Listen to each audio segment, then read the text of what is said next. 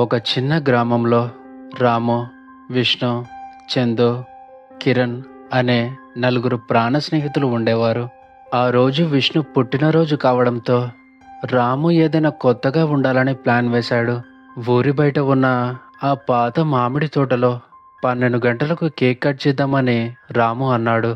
ఆ మామిడి తోటలో ఆత్మలు తిరుగుతున్నాయని, చాలా పుకార్లు ఉన్నాయని తెలిసినా కూడా ఆ నలుగురు అక్కడికి వెళ్ళి ఎంజాయ్ చేద్దామని అనుకున్నారు.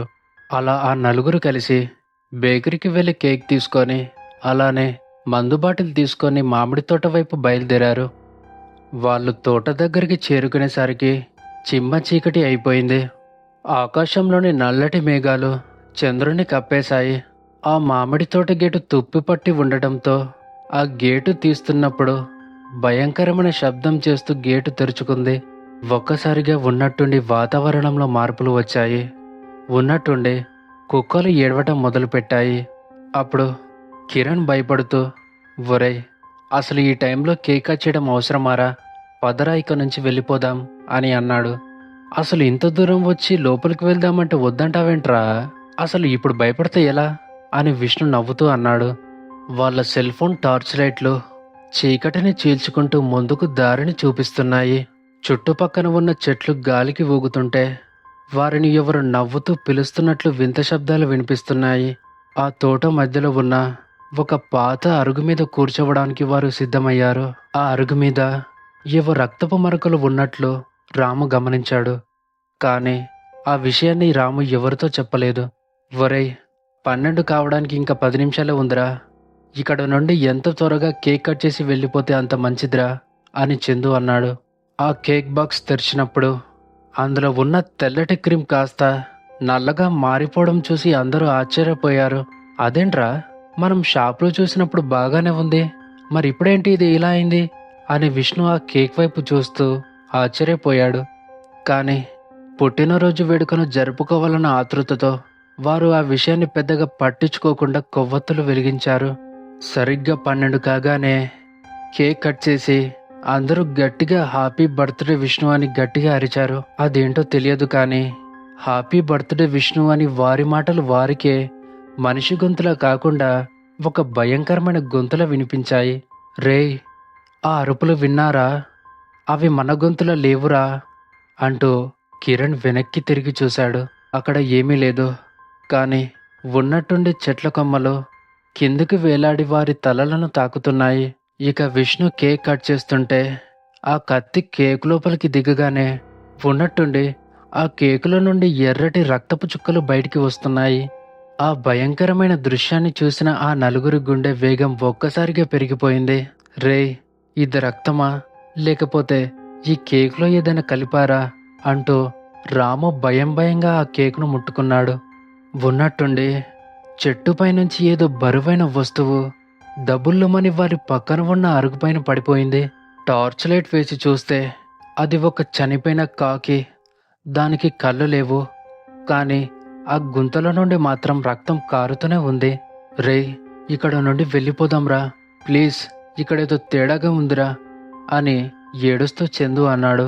కానీ ఇక్కడ ఆశ్చర్యకరమైన విషయం ఏమిటంటే వారు వెనక్కి తిరిగి వెళ్ళిపోదాం అనుకున్న లోపే వారు వచ్చిన దారి పూర్తిగా మాయమైపోయి దట్టమైన అడవిలా కనిపిస్తోంది. వాళ్ళు ఎటు వెళ్లాలో తెలియక ఆ పాత అరుగు దగ్గర నిలబడి ప్రాణభయంతో వణికిపోతున్నారు. ఉన్నట్టుండే రాము గొంతు పూర్తిగా మారిపోయింది. అతను వింతగా నవ్వుతూ కిందపడి దొర్లుతున్నాడు. వచ్చారు కదా, నా విందు కోసం నేను ఎంతకాలం ఎదురు చూస్తున్నానో అని రాము గొంతులో నుంచి ఒక ముసలావిడ గొంతు వినిపించింది. విష్ణు ధైర్యం చేసి రామును లేపడానికి వెళ్తే తన గోర్లతో తానే గీక్కొని రక్తం వచ్చేలా చేసుకుంటున్నాడు. ఒరే రాము, ఏమైందిరా నీకు? ఇలా చూడు, లెగు, ఇంటికి వెళ్ళిపోదాం అని కిరణ్ అన్నాడు. రాము అవేమి పట్టించుకోకుండా వింత సైగలు చేస్తూ ఉన్నాడు. రాము ఒక్కసారిగా లేచి విష్ణు గొంతు పట్టుకొని గాలిలోకి లేపి గట్టిగా ఒక బండకు కొట్టాడు. ఆ మిగిలిన ఇద్దరు భయంతో దూరంగా పరిగెత్తారు. కానీ దారి దొరకక మళ్ళీ అదే అరుగు దగ్గరికి వచ్చారు. మనం ఒక మాయలో చిక్కుకున్నాము. ఇది అసలు మామిడి తోట కాదు, ఇది ఒక ఆత్మల స్థలం అని కిరణ్కు బాగా అర్థమైంది. అప్పుడు వాళ్ళకి ఒక ముసలి ఆకారం తాటి చెట్టంత పొడవుతో నడుస్తూ రావడం కనిపించింది. ఆ వింతైన ముసలి ఆకారం చేతిలో గొడ్డలి పట్టుకుని ముందుకు వస్తుంది. ఆ ఆకారం చూసిన చందు ఒక్కసారిగా కుప్పకూలిపోయి నేల మీద పడిపోయాడు. ఆ వింతైన ఆకారం మెల్లగా వాళ్ళ ముందుకు వచ్చి, ముందుగా ఎవరిని చంపాలి మీరే నిర్ణయించుకోండి అని అడిగింది. విష్ణు దెబ్బతిన్న చోటు నుండి రక్తం కారుతుండగానే లేచి, మమ్మల్ని వదిలేయండి ప్లీజ్, మాకేం తెలియక ఇక్కడికి వచ్చాము, మీకు దండం పెడతాను, మమ్మల్ని వదిలేయండి అని వేడుకున్నాడు. కానీ ఆ ముసలి ఆకారం రాముని ఒక బొమ్మల పట్టుకొని చీకట్లోకి లాక్కెళ్ళిపోయింది. ఆ చీకట్లో రాము అరుపులు వినబడుతున్నాయి. ఎముకలు విరుగుతున్న శబ్దం స్పష్టంగా వినిపిస్తున్నాయి. రాము, రే రాము, ఎక్కడికి వెళ్ళిపోయావురా అని విష్ణు అరిచినా అక్కడ నుండి ఎటువంటి సమాధానం రాలేదు. ఉన్నట్టుండి ఆ చీకట్లో నుంచి రాము చెయ్యి విరిగి వారి వైపు పడిపోయింది. ఆ చెయ్యి ఇంకా కదులుతూ నేలపై ఏవో గీతలు గీస్తుంటే చూసే వాళ్ళకి వెన్నులో వణుకు పుడుతోంది. ఆ మిగిలిన ముగ్గురు ఇప్పుడు ప్రాణాల మీద ఆశలు వదులుకొని ఒకరినొకరు గట్టిగా పట్టుకున్నారు. అప్పుడే కిరణ్కి ఒక ఆలోచన వచ్చింది. రై, టార్చ్ లైట్స్ ఆపేండ్రా, అది వెలుతురుని చూసి వస్తుంది అని అన్నాడు. అందరూ లైట్లన్నీ ఆపేసి నిశ్శబ్దంగా ఒక చెట్టు వెనక్కి వెళ్ళి దాక్కున్నారు. విష్ణు, కిరణ్ ఉన్నారు. మరి చందు ఎక్కడా అని వెనక్కి తిరిగి చూసేలోపే చందు పైనున్న ఒక చెట్టు కొమ్మకు వేలాడుతూ కనిపించాడు. అతని నోరు పూర్తిగా సూదులతో కుట్టేసి ఉంది. చూడటానికి కళ్ళు తెరిచే ఉన్నాయి, కానీ మనిషి చనిపోయినట్లుగా ఉన్నాడు. ఆ చీకట్లో నుంచి మళ్ళీ అదే ముసలి గొంతు వినిపించింది. ఇద్దరు అయిపోయారు, ఇంకా ఇద్దరు మిగిలారు అని ఆ ముసలి ఆకారం అంటుంది. విష్ణు అప్పుడే తన జేబులో ఉన్న లైటర్ని తీసి వెలిగించాడు. ఆ వెలుతురులో అతను చూసింది ఏంటంటే, పక్కన ఉన్నది కిరణ్ కాదు, ఆ భయంకరమైన ముసలి ఆకారం. మొహం మొత్తం కుళ్ళిపోయి పురుగులు పట్టిపోయి విష్ణు వైపు చూస్తూ భయంకరంగా నవ్వుతోంది. నా ఫ్రెండ్ కిరణ్ ఎక్కడా అని గాలిలో ఉన్న ఆకారాన్ని విష్ణు అడిగాడు. అది కిరణ్ ముఖాన్ని తన ముఖం మీద ముసుగులా వేసుకొని చూపించింది. అప్పుడు విష్ణుకి గుండె ఆగినంత పని అయిపోయింది.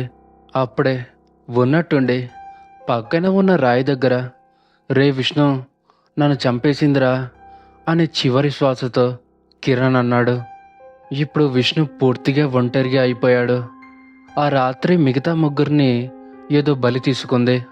అప్పుడే ఆ ముసలి ఆకారం విష్ణు దగ్గరికి వచ్చి తన కాళ్ళను పట్టుకొని ఈడ్చుకుంటూ వెళ్ళిపోయింది. నన్ను వదిలేయండి ప్లీజ్, నన్ను చంపొద్దు, నేను ఇంటికి వెళ్ళిపోతాను అని బతిమలాడాడు విష్ణు. తోటలో అతని అరుపులు వినడానికి అక్కడ ఒక్క మనిషి కూడా లేడు, కేవలం దయ్యాలు మాత్రమే ఉన్నాయి. ఆ తోట చివర్లో ఒక బావి ఉంది. ఆ బావి చుట్టూ వందలాది పుర్రెలు పేర్చి ఉన్నాయి. విష్ణుని ఆ బావి దగ్గరికి తీసుకువెళ్ళి, నీ పుట్టినరోజు కానుక ఇదే అని బావిలోకి చూపించింది.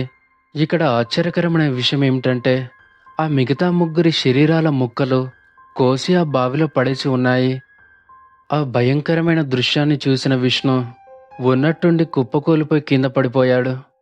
కానీ ఆ ముసలి ఆకారం విష్ణు తలను పట్టుకొని ఆ బావి బండకేసి గట్టిగా కొట్టింది.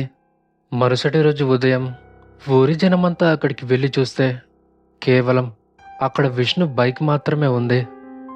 ఆ అరుగు మీద కేక్ అలాగే ఉంది, కానీ దానిపై ఎండిపోయిన రక్తపు మరకలు ఇంకా ఉన్నాయి. అక్కడ ఆ నలుగురి ఆనవాళ్లు అసలు ఏమీ కనిపించలేదు, కేవలం వారి కాళ్లకున్న చెప్పులు కూడా. వెంటనే ఆ ఊరి జనమంతా వెళ్ళి పోలీస్ స్టేషన్లో ఫిర్యాదు చేశారు. పోలీసులు వచ్చారు. వారు వచ్చి ఆ తోటంతా గాలించినా అక్కడ ఎటువంటి ఆధారము లేదు. ఆ రోజు నుంచి ఆ తోట యజమాని కూడా ఆ తోటలోకి అడుగు పెట్టడం మానేశాడు. ఆ తోటని శాశ్వతంగా వదిలేశాడు. కొన్ని రోజుల తర్వాత ఆ ఊరి పొలిమేరలో ఒక వ్యక్తి పిచ్చివాడిలా తిరుగుతూ కనిపించాడు. అతను ఎవరో కాదు, విష్ణు. అతని నాలుక కోసేసి ఉంది. అతని ఒళ్ళంతా గోళ్లతో గీకిన ఆనవాళ్లు ఉన్నాయి. అతను ఎవరినీ గుర్తుపట్టడం లేదు. కేవలం ఆ తోట వైపు చూస్తూ ఏదో సైగలు చేస్తున్నాడు. అతను ఏం చెప్తున్నాడో ఎవరికీ అర్థం కాలేదు, కానీ ఆ తోట వైపు వెళ్ళొద్దని మాత్రం అందరికీ అర్థమైంది. ఒకరోజు రాత్రి విష్ణు ఉన్నట్టుండి మాయమైపోయాడు. అతను ఎక్కడికి వెళ్ళాడో ఎవరికీ తెలియదు.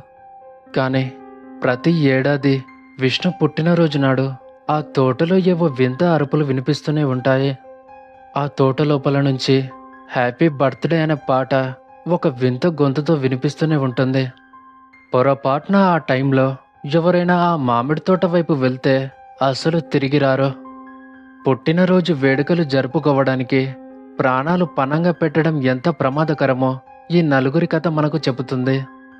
ఈ వీడియోని మీరు చివరి వరకు చూసినందుకు మీకు ధన్యవాదాలు. ఈ వీడియో మీకు నచ్చినట్లయితే లైక్ చేయండి.